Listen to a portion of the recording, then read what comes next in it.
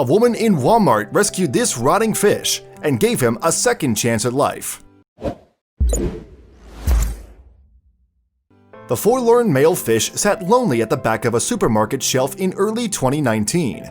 Squeezed into a tiny pot, the aquatic creature native to Southeast Asia certainly presented a sorry sight in that chain store in the southeastern state of North Carolina. He was just floating there listlessly, literally falling apart, neglected by the store staff and close to death.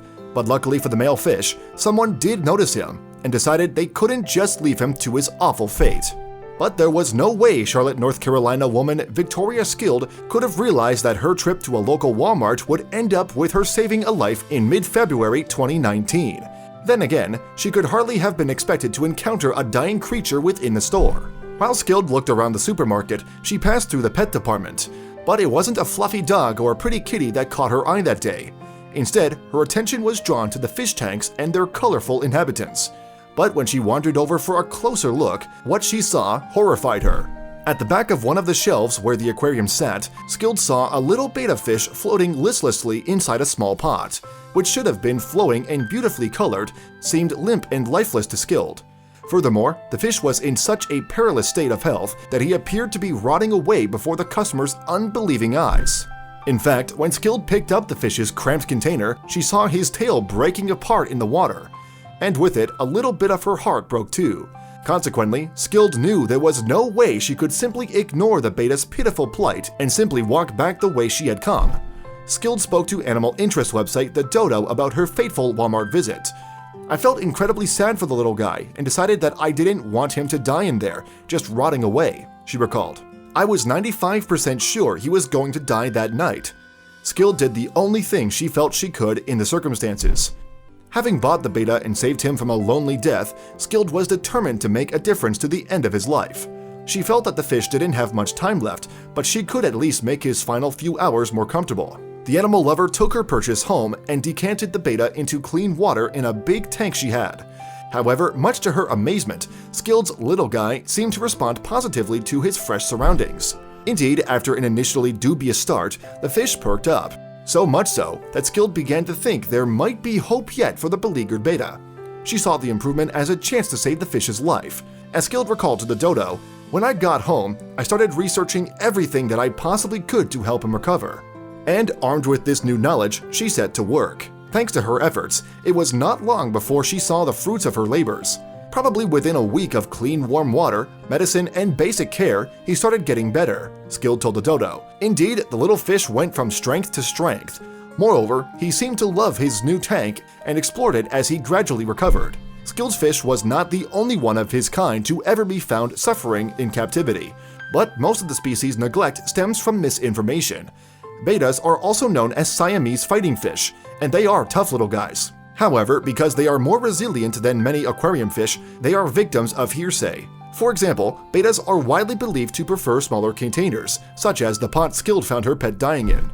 In truth, bettas can survive in smaller habitats better than some fish breeds, but it should be treated as a temporary solution at best. Rumors of betta fish dying in large tanks are actually explained by inadequate tank conditions, which also links to another myth perpetuated about the species. Some believe bettas are acclimatized to muddy water and prefer dirty environments.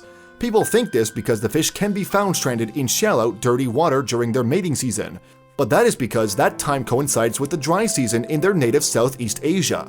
Poor quality water just happens to be a major cause of many wild betta deaths, and so this myth should be ignored. Betta fish are apparently well on their way to becoming the most popular tank fish in the US. However, this popularity among the country's pet owners is not always reflected in the nation's pet stores. Indeed, it would seem that the Walmart where Skilled saved her betta was not the only one of its stores to come under fire for neglect. In April 2015, a woman allegedly discovered tanks of dead fish in a Walmart outlet in Olathe near Kansas. Further concerns were flagged up the following year after a similar betta incident was reported in Gainesville, Florida. In fact, the shopping chain's fishy problem reached such a level that it began receiving attention on social media. In 2017, Sharanya Prasad, a user of the activist network Care2, created an online petition calling for Walmart to take better care of its fish stock. Unfortunately, Prasad was to be pretty let down by the response. Indeed, the disappointed petitioner spoke to the Huffington Post about the issue in June 2016. A lot of people don't think the same way about fish as they do about puppies and kittens, Prasad explained, but they are sentient animals that feel pain.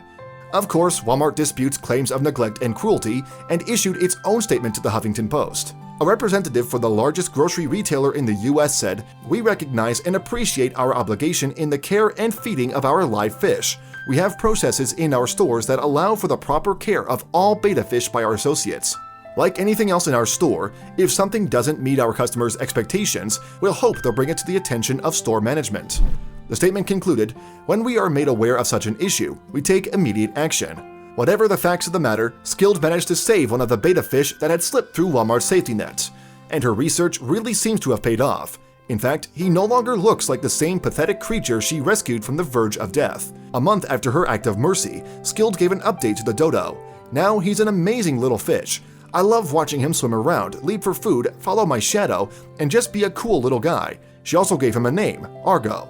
He's named after Jason's ship from Greek mythology in reference to the revitalized fish's billowing fins, which remind his owner of sails. Skilled gave Argo another chance at life, and seeing his transformation is truly heartwarming. But not every betta is as lucky as him. There are shoals out there on shop shelves, suffering in silence. And no one is more aware of that fact than Skilled. Indeed, she remarked on the subject to the dodo.